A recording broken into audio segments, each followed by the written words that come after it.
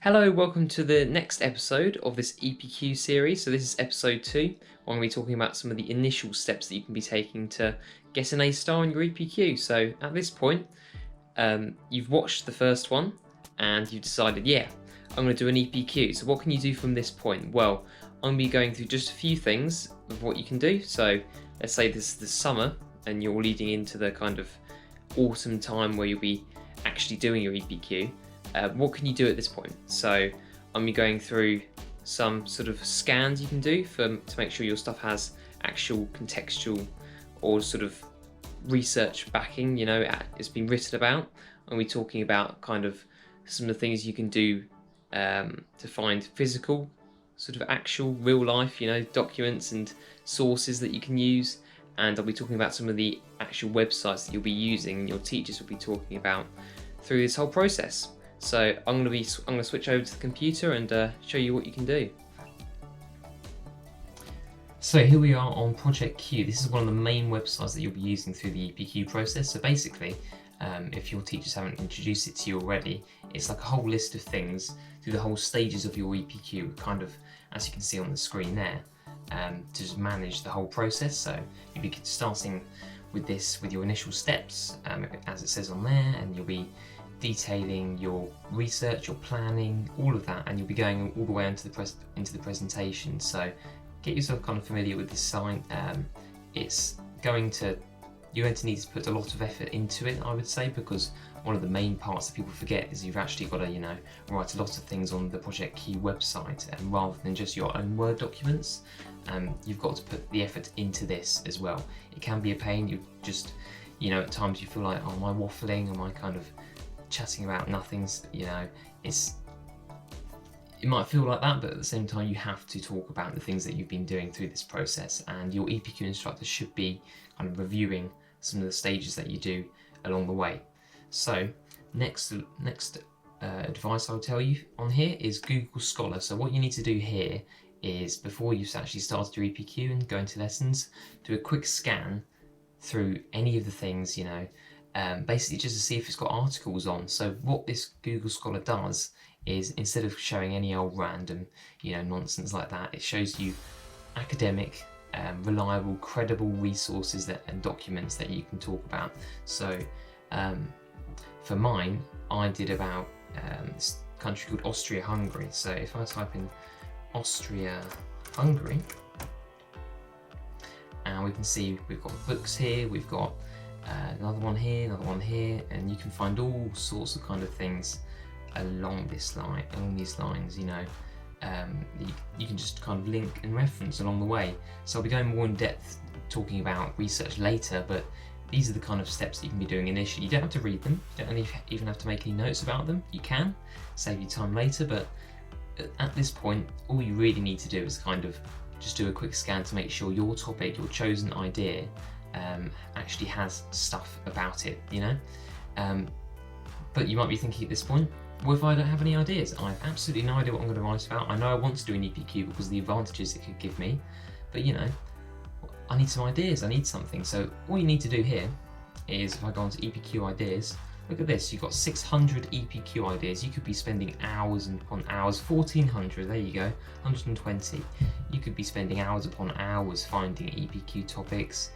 You could just be here for ages and you'd eventually find something, but what I would recommend is find that something that you're actually interested in. So search first for, a topic. So mine was history, and search for something within that topic which actually interested you. So mine was Austria-Hungary and Austro-Hungarian history, kind of the Balkans and all the kind of tensions that were going on before World War One. So if you say you're interested in, I don't know, English, and there's a certain part of English, say literature, say Macbeth, I've no idea, and you want to kind of ask a question about that, you can, but you can't at the same time ask about something that has no academic sort of sources about it. You can't be doing alternative history or speculation, fan fiction, all of that stuff. And someone actually originally tried to do that at the start of my EPQ, and my instructors kind of told them to kind of alter their questions to that and their topics so that it could be more,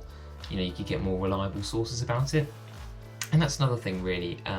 What I would advise for this whole thing is don't worry too much about not having kind of that specific thing. Often when you start an EPQ, many people are in the same boat, you know, they don't know what they're doing, they struggle to find a topic or anything. But if you know some kind of general area which you're interested in, your instructor can actually help you kind of narrow that down. I mean, even if you're really stuck and your instructor's not helping you, could just ask me, and like I'm sure I could find, you know, something specific within that to kind of help you, you know. But anyway, these EPQ ideas should give you a start.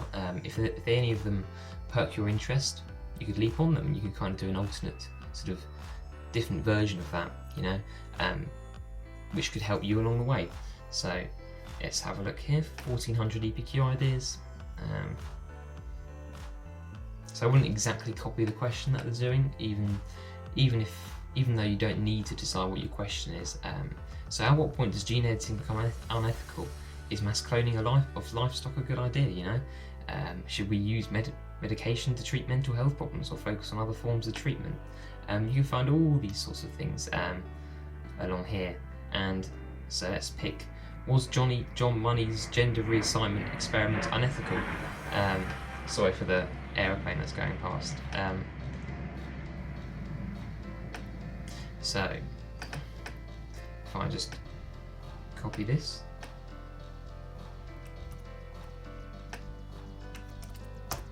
are we going to find anything? Oh look, you've got 5 landmark cases. You don't have to have kind of, you can look for a general thing, it doesn't have to be specific, you know, you can find this sort of thing, or which has kind of a section, you know, on that. You've got John Money, unethical and study, John Money. So it's loads of stuff on the Google Scholar you can find that kind of would just help you through the whole process. Another thing I'll probably suggest as well, which kind of doesn't actually tie into online things, is just look for in your local libraries. You look in your sixth form libraries as well and find things. Look through the indexes of books. So let's say this is a very overread book, Sapiens here. If you wanted to find something about agriculture, I don't know, any kind of strange niche you'd like to do for your EPQ, you just look in the index and find, oh look, there is something about agriculture, and you'd say, oh look, it's page 384 or something, and you'd flick over to there and find that book and that section in your book which talks about the kind of EPQ topic you're interested about, and you'd kind of make note of it. You don't have to do it at this stage, as I said with Google Scholar, but you can, you know, find something there and make sure your topic has got stuff about it. You could even, you know, borrow those books and keep them for a while when you're actually making into the research stage, you know, making sources. So last thing I would suggest actually is to do with past projects. So this can be an incredibly useful thing to find out how did people structure their essays and their kind of previous projects. So if we go into OCR here, which is some of the ones I've done recently, you can find these moderators' reports, examiners' reports, you can find all sorts of things. And they should, let's have a look. If they don't come up with anything, you can simply, let's have a look. So you can find general comments here and all sorts of things. You don't have to read through them all, but they can be very helpful in kind of deciding what some of the things that went well in the previous projects and some of the stuff that went badly. So if you wanted to find, sorry, I thought it would be around here that you find it, EPQ past projects. You could just search this up on here, and you should eventually find one. And I'm sure if you do enough digging, you can find it. And what that will do, that's going to help you really just to find, you know, what the kind of things and qualities we need in an EPQ essay. And obviously, if you're doing an object or any kind of piece which only requires 2,000 words, that may be a different story, and I didn't do that, so you know, you have to ask someone else about that whole process, probably your instructor, the EPQ sort of teacher. So that's about it for this whole video, you know. So we've got main things, project queue. So you need to have a look at kind of Project Q and familiarise yourself with it, write a few things down if you've been given access, be given an account to it. Do a quick scan online of the things you've of those ideas, of those things that you've got in your head, and look up if it's got any credible academic resources on it. And next thing, if you don't have an idea, look through the 1,400 ideas that are given to you, on all these websites, and also do a quick scan of your local libraries and see, has this got anything I actually want? Has this got any sections or pieces in books that, because you likely won't find that a whole book about your chosen topic if it's quite niche, but you'll find those specific sections which could help you through your EPQ. And that's about it for this video, so thank you very much for watching. And so the next episode we're going to be talking about the planning stage. So that is quite sort of boring. It's a very time consuming, painful process, but I'm going to be showing you kind of the steps you can go through that to get an A star on your EPQ. So thank you very much for watching, and I will see you in the next video.